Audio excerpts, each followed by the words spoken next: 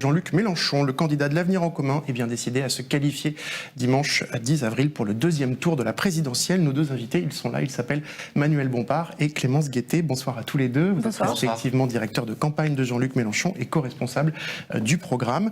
Et c'est Pauline Groll qui vous pose la première question. Oui, une question un peu sur l'ambiance générale de cette campagne. Est-ce que vous la trouvez à la hauteur des enjeux? Est-ce qu'en même temps, il n'y a pas de débat avec Emmanuel Macron? Est-ce que c'est quelque chose que vous regrettez? Et ni avec Marine Le Pen d'ailleurs, qui sont vos deux adversaires directs. Si on en croit les sondages, en tout cas. Au deuxième tour. Nécessairement. Une campagne, c'est un moment de démocratie, ça doit permettre de confronter différents programmes. Et honnêtement, les débats tels qu'ils avaient été organisés il y a 5 ans, je pense qu'ils avaient aidé à éclairer les différences qu'il pouvait y avoir entre les différents projets. Donc bien sûr, on le regrette. Maintenant, s'il y a une possibilité, parce qu'il y a un débat qu'Emmanuel Macron ne peut pas fuir. C'est celui de l'entre-deux tours. C'est celui du deuxième tour. Celui-là, il est là, il sera organisé, on connaît la date. C'est le mercredi de la deuxième semaine entre les deux tours. Donc voilà, peut-être que ça empiète là aussi sur des éléments de la discussion qu'on aura, mais il y a une manière de forcer Emmanuel Macron à débattre et à débattre des questions qu'on a envie de débattre. Est-ce que la retraite, ça doit être 65 ans ou 60 ans? Est-ce que les prix, on les laisse continuer à exploser comme ils explosent aujourd'hui, ou est-ce qu'on les bloque? Est-ce qu'on augmente le SMIC? Est-ce qu'on fait la transition écologique? Est-ce qu'on fait la 6e République?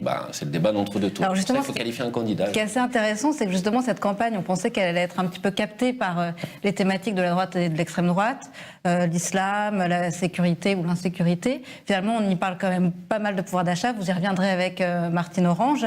Et on parle aussi énormément et de manière inédite de politique internationale.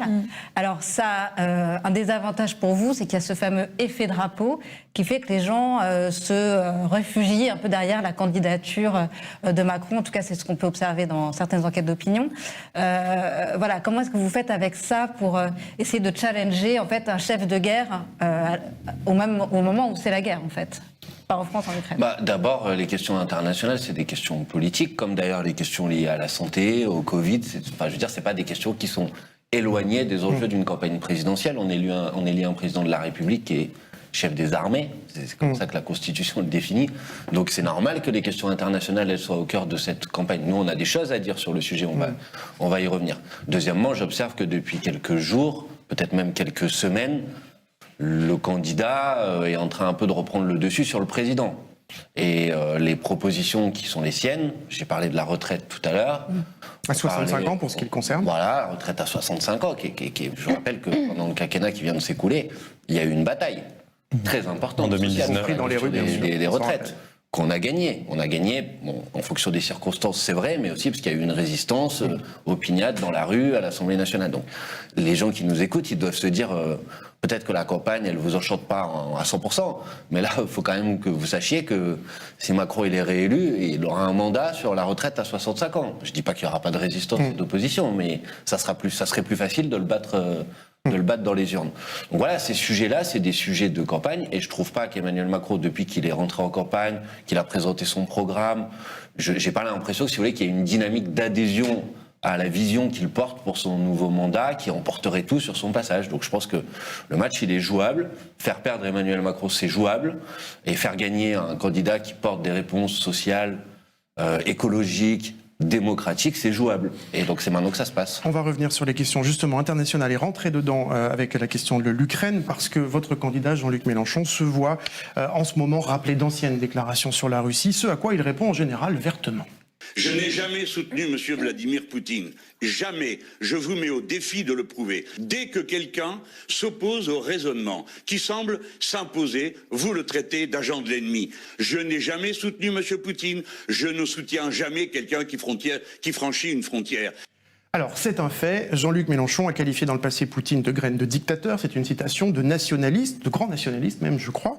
Et il s'est opposé, là, le 24 février, dès le début, au franchissement des frontières ukrainiennes par l'armée russe. Mais ce sont des faits aussi. Lors de précédentes interventions russes, il a pu avoir des mots laudateurs pour, non pas Vladimir Poutine, mais pour l'action internationale de Vladimir Poutine. Par exemple, nous sommes en 2016. La guerre en Syrie fait rage. La Russie bombarde majoritairement des cibles rebelles et civiles en soutien du régime de Bachar el-Assad. Le candidat Mélenchon est alors interrogé sur sa position. Poutine, est-ce que vous êtes pour ce qu'il est en train de faire en ce moment en Syrie? Oui. Ah bon? Il fait quoi là en Syrie? Je pense qu'il va régler le problème. Et c'est quoi? Comment? En bombardant Éliminer les Daesh. civils? Je suis pour que Daesh soit vaincu, écrabouillé et que les Kurdes gagnent. Mais c'est pas le propos de Poutine pour l'instant. C'est pas les Kurdes qui sont en train de gagner, c'est Bachar el-Assad. Position réitérée 3 ans plus tard devant l'Assemblée nationale. Heureusement que la Russie était là, car c'est elle qui, en un an, a réglé ce que tous les autres réunis ont été incapables de faire, c'est-à-dire écraser la soi-disant armée du soi-disant État islamique dirigé par Daesh. Et quelques jours avant l'invasion russe en Ukraine, voilà ce qu'il disait encore sur la montée des tensions. Je considère que ce sont les États-Unis d'Amérique qui sont dans la position agressive et non pas la Russie. J'admets que ça puisse choquer, mais je voudrais dire pourquoi. Parce que la Russie a des intérêts comme pays, et ça nous intéresse de connaître ses intérêts, et ne peut pas accepter que l'OTAN arrive à sa porte. Alors la suite, on la connaît, c'est l'invasion de l'Ukraine déclenchée le 24 février avec un discours de Vladimir Poutine aux accents impérialistes. Manuel Bompard, Clémence Guettet, Jean-Luc Mélenchon n'a-t-il pas, lui aussi, comme d'autres peut-être, fermé les yeux sur cet impérialisme de Poutine, voire même parfois cautionné ? Non, non. Non, D'une voix, en tout cas. On va être à l'unisson, oui. Non, mais je pense pas qu'on puisse l'accuser d'avoir cautionné quoi que ce soit. En fait, il y a une position qui est claire, qui est le non-alignement, qu'on a répété sur tous les tons depuis que les tensions se sont accrues dans la zone. Et non-alignement, ça veut dire ni l'un ni l'autre. Donc, ni Poutine ne devait franchir la frontière, ni déplacer l'OTAN jusqu'aux frontières de la Russie. Donc, non-alignement, c'est pas neutralité, ça veut dire qu'on prend position dès lors qu'il y a des mouvements, et c'est pour ça que Jean-Luc Mélenchon a condamné dès lors que Poutine a passé la frontière et qu'il s'est engagé dans un conflit armé. Je vous parle des années précédentes, notamment, on peut regarder encore une autre vidéo, Jean-Luc Mélenchon lors d'un événement interne de la France Insoumise, qui était rediffusé, on est en 2017. Il n'est pas vrai que la Russie soit une menace pour la paix du monde. C'est un mensonge. C'est un acte de propagande destiné à justifier un projet politique en Europe. C'est la construction, comme idéal européen, après le Brexit et après l'échec de tout le reste, d'un bavardage qui est appelé Europe de la défense, qui est entièrement construit sur l'idée qu'il faut se regrouper face à une menace qui, à mes yeux, n'existe pas. La question de l'Europe de la défense, on va en parler après. Mais quand on regarde, évidemment, a posteriori cette vidéo, c'est assez dévastateur. En fait, c'est une propagande de dire que la Russie n'est pas une menace. On a envie de dire l'erreur est humaine. Encore faut-il la reconnaître. Est-ce que ce genre de propos, c'était pas tout simplement une erreur? Ça arrive. Alors, on va répondre sur ce sujet, mais d'abord, je veux revenir sur les autres extraits que vous avez montrés. Y compris, c'est pour les gens qui nous regardent, c'est important. Ils vont voter dans 12 jours. Qu'on réponde point par point. Ouais. Quand Jean-Luc Mélenchon parle de la situation en Syrie, je voudrais qu'on rappelle de quoi il s'agissait. Et il s'agissait d'une intervention militaire des Russes pour mettre un terme et pour anéantir Daesh, qui avait pris la possession d'une très grande partie du territoire syrien. C'est bien de ça dont on parle. Mais à quel prix? on pose la question de destruction civile, de destruction de villes et de ce que vous n'avez pas civile. Ce que vous n'avez pas montré dans l'extrait vidéo où Jean-Luc Mélenchon est interrogé sur la question de savoir s'il est d'accord avec le fait qu'on cherche à couper les canaux qui permettaient de sortir le pétrole de Syrie en Turquie, puisque c'est de ça la question précise, elle parlait de ça. Ce que vous n'avez pas montré, c'est la suite, où Jean-Luc Mélenchon dit « Bien évidemment, je ne suis jamais d'accord avec des bombardements, personne ne peut être d'accord avec des bombardements, une guerre, c'est sale, et par définition, c'est quelque chose avec lequel personne ne peut être d'accord. » Mais la question qui était posée, c'était la question de savoir si on laissait Daesh continuer à s'emparer et à gouverner le territoire syrien. C'était ça la question qui était posée. En l'occurrence, si on regarde l'extrait entier, en entier, on peut le retrouver, effectivement, à un moment, il y a une relance de Yann Moix qui lui dit « Mais attendez, ils bombardent des civils et tout ».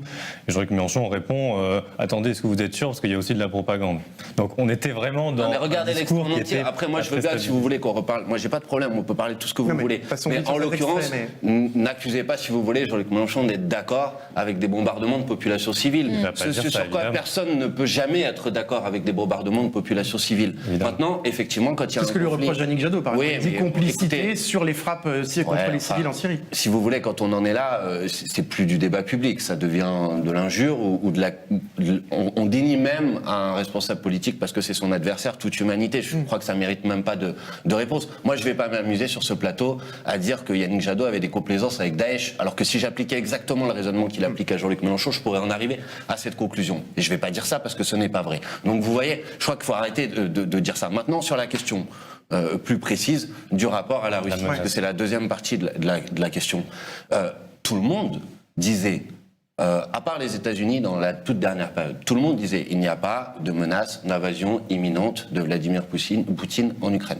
Le président ukrainien, Zelensky, disait lui-même attendez, il ne faut pas dramatiser, sans doute qu'il n'y aura pas d'intervention militaire. Les services français disaient on n'en est pas là. Beaucoup de services européens également. Bon, c'est un problème d'ailleurs que les services français. Et on peut sans doute en parler, mais on n'aura sans doute pas le temps d'en parler là. Donc, bien évidemment, que personne ne pouvait prédire le fait que Poutine décide de passer la frontière. À partir du moment où Poutine a décidé de passer la frontière, les choses sont extrêmement claires pour nous. Il viole le droit international et on condamne, 1 heure après l'acte de Vladimir Poutine, on condamne cette intervention. Maintenant, et dernier point, après je m'arrête, mais au moins on aura répondu bien en détail sur ce sujet. Dernier point, la question des rapports entre l'OTAN et la Russie, on sait très bien, et Jean-Luc Mélenchon depuis 10 ans, que c'est un facteur d'aggravation des tensions.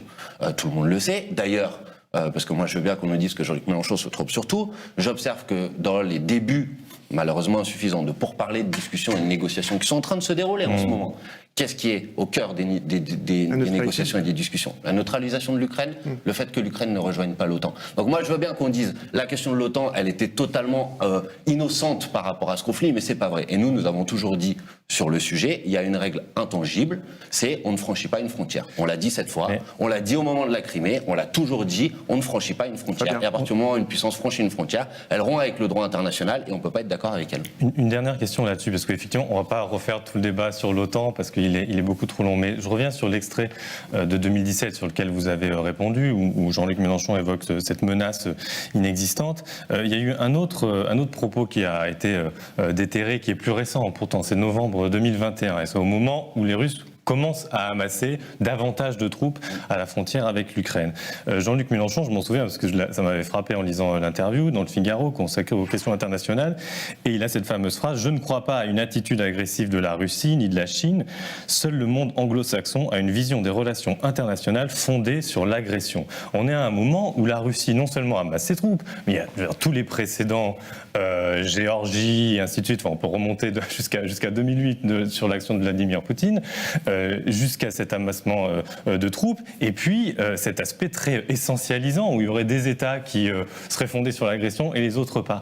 Et là encore une fois, pour prolonger la question de Mathieu, si vous adressez aux gens qui hésitent ce soir à voter Jean-Luc Mélenchon parce que pense-t-il à tort ou à raison, ça craint sur les relations internationales, qui sont face à ces déclarations, qui disent « mais attendez, qu'est-ce que c'est que cette histoire ?» Voilà, qu'est-ce que vous leur répondez, sachant que Jean-Luc Mélenchon, sur France 2 jeudi soir, disait « ça fait 10 ans que j'ai raison ». Sur le fait que la situation aux frontières pouvait dégénérer, oui, ça fait 10 ans qu'il le dit, attention, il y a un point d'attention ici, et les déclarations dont vous parlez, en fait, participent de la même logique. C'est-à-dire, nous avons toujours refusé de participer d'une manière ou d'une autre à exacerber ces tensions, justement parce que nous avions en tête le souci de faire en sorte que ça ne dégénère pas et que ça ne se traduise pas par une escalade qui soit une escalade militaire ou guerrière. Bon, force est de constater que, malgré tout, ça a dégénéré. Et on en est là aujourd'hui.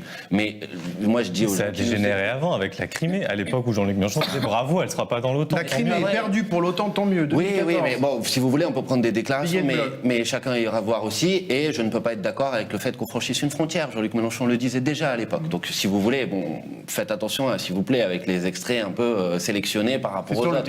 Une politique. Non, mais je ne le conteste pas qu'il ait dit ça. Je vous dis qu'il a dit d'autres choses en même temps. Je pense que les questions internationales sont suffisamment complexes, elles méritent suffisamment de nuances pour qu'on les traite sérieusement. Maintenant, je dis à ceux qui nous écoutent, notre position, elle est extrêmement claire. C'est la position qu'on appelle la position du non-alignement, ce que Christian a présenté à l'instant, et la position la paix. Donc aujourd'hui, qu'est-ce qu'on fait? Quelle doit être notre boussole? Qu'est-ce qu'on doit faire? Tout faire pour établir la paix. Alors ça va vous faire plaisir, parce que je vais venir à ce qu'il faut faire maintenant et pas juste à se tourner vers le passé. Qu'est-ce qu'il faut faire maintenant? Il y a un débat qui est monté dans différents pays, notamment chez nos voisins espagnols. Vous avez vos camarades de Podemos qui ont été assez titillés sur cette question. C'est la question des livraisons d'armes. Jean-Luc Mélenchon, j'évoquais l'émission de jeudi soir sur France 2, a dit très clairement, moi président, il n'y aura pas de livraison d'armes. Si c'est ça votre motivation, votez pour quelqu'un d'autre. Pourtant, dans le droit international, livrer des armes, ça ne fait pas d'un pays un co-belligérant, et même au sein de la gauche anti-impérialiste, pas suspecte d'être pro-OTAN, va-t-en guerre ou je ne sais quoi, il y a des voix qui s'élèvent pour dire, attendez, c'est un acte de solidarité normal, en tout cas qui serait nécessaire avec un peuple agressé.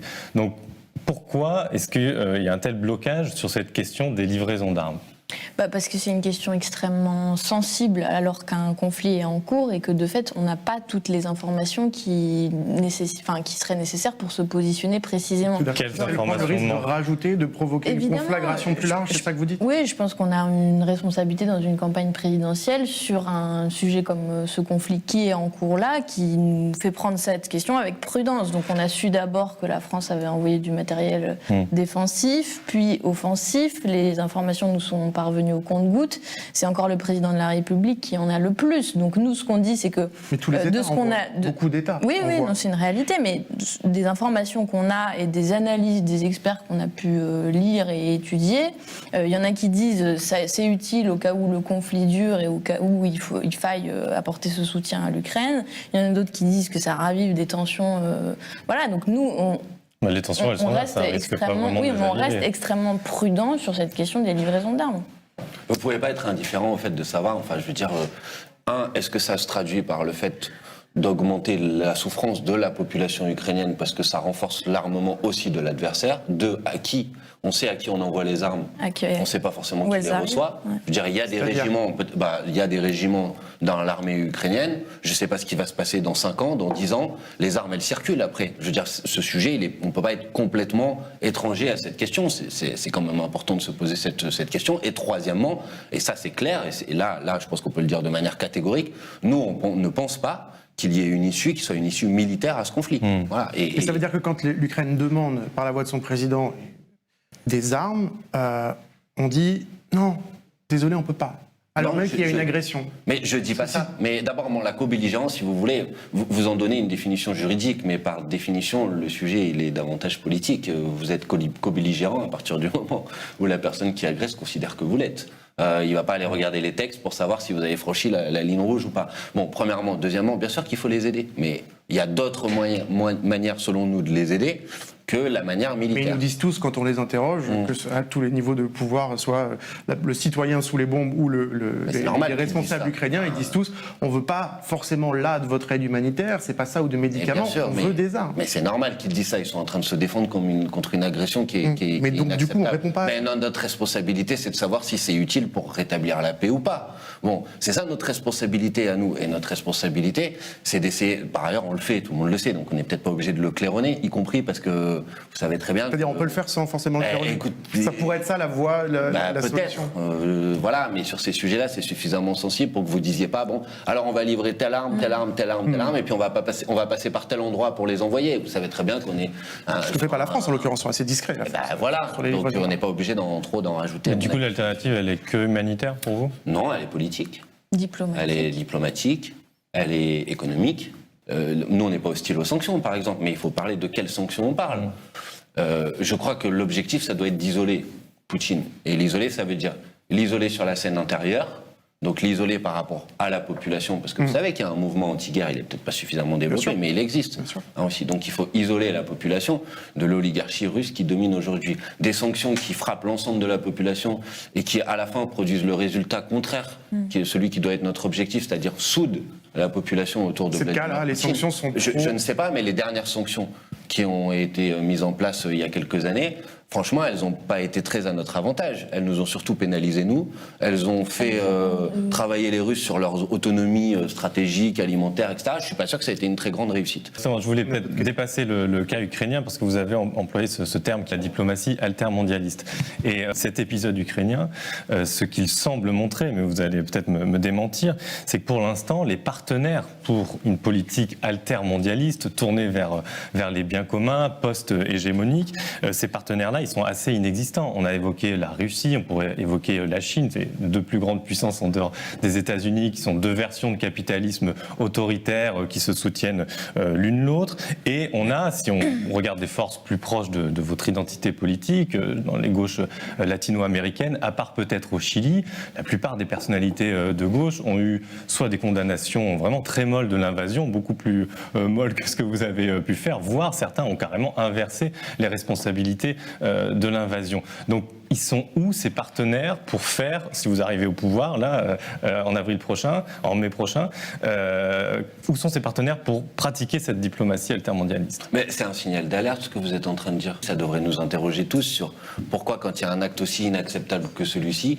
il n'y a pas une condamnation unanime de l'ensemble de la communauté internationale. Pourquoi? Je trouve juste que ça devrait nous interroger, premièrement. Deuxièmement, les coalitions altermondialistes, elles existent. Les coalitions altermondialistes, il faut les travailler. Par exemple, en ce moment, je reviens, sur l'Ukraine, mais pour donner terminer, des exemples. Je disais isolé sur la scène intérieure, et ça fait le lien avec votre question, mais il faut aussi isoler la Russie sur la scène internationale. Et pour isoler la Russie sur la scène internationale, moi, ce que je reprocherais, par exemple, à Emmanuel Macron, et je ne lui reproche pas tout sur le sujet, vous voyez, mais ce que je lui reprocherais, c'est qu'il ne faut pas discuter contre Européens ou que les Européens avec les Américains. Il doit y avoir une action diplomatique pour essayer d'isoler les Russes, y compris de gens qui, aujourd'hui, ne sont pas extrêmement clairement positionnés contre eux. Il faut les isoler pour les obliger à revenir à la table des négociations. Et ce que je dis, franchement, c'est pas extrêmement original. Dominique de Villepin dit la même chose, Hubert Védrine dit la même chose. Enfin, je ne crois pas que ce soit des gens avec qui on a énormément de proximité politique. Donc il y a un travail de diplomatie à faire pour faire exister une coalition altermondialiste qui isole Poutine, y compris sur la scène internationale. Et ça, par exemple, je pense que ce n'est pas suffisamment fait aujourd'hui. Pauline? Oui, alors donc pour revenir un petit peu plus à froid sur cette stratégie du non-alignement, de l'indépendance de la France, ce week-end, il y avait une rencontre entre Mélenchon et quelques journalistes, et il a dit comme ça, en fait, voilà, je me rends compte que cette histoire, cette guerre en Ukraine, ça me renforce dans mon idée que la France doit pouvoir se défendre seule. En fait, est-ce que ça ne conduit pas à une explosion des coûts de défense si vous êtes au pouvoir la prochaine fois? Enfin, qu'est-ce que ça veut dire se défendre seul? Très ambitieux sur d'autres aspects, sociaux, économiques, écologiques. Je ne sais pas si Clémence, tu veux... Est-ce qu'on a les moyens de cette indépendance, finalement?